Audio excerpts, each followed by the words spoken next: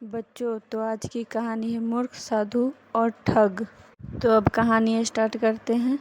एक बार की बात है, किसी गांव के एक मंदिर में देव शर्मा नाम का एक प्रसिद्ध साधु रहता था।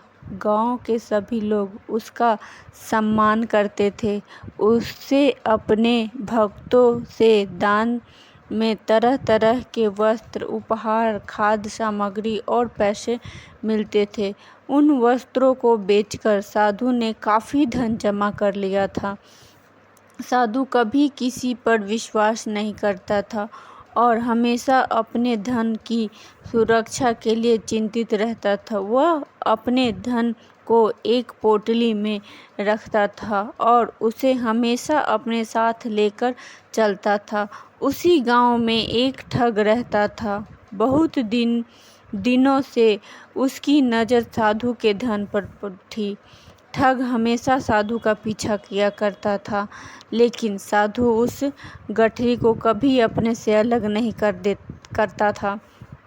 आखिरकार उस ठग ने एक छात्र का वेश धारण कर लिया और उस साधु के पास गया। उसने साधु से विनती की कि वह उसे अपने शिष्य बना ले, क्योंकि वह ज्ञान प्राप्त करना चाहता था।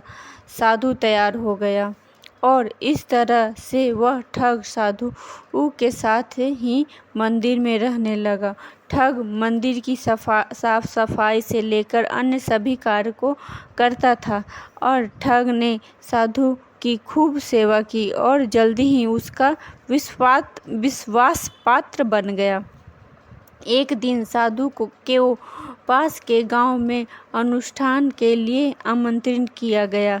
साधु ने वह आमंत्रण को स्वीकार किया और निश्चित दिन साधु अपने शिष्य के साथ अनुष्ठान में भाग लेने के लिए निकल पड़ा।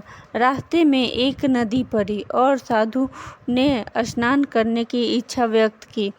अपने पैसे को गठरी को एक कंबल के भीतर रख उस नदी के किनारे रख दिया। उसने ठग से सामान की रखवाली करने को कहा और खुद नहाने चला गया। ठग को तो कब से इसी पल का इंतजार था। जैसे ही साधु नदी में डुबकी लगाने गया, वह रुपयों की गठरी लेकर चंपत हो गया। तो हम इस कहानी से हमें यह शिक्षा मिलती है कि किसी अजनबी की चिकनी चुपड़ी बातों में आकर ही उस पर विश्वास नहीं करना चाहिए।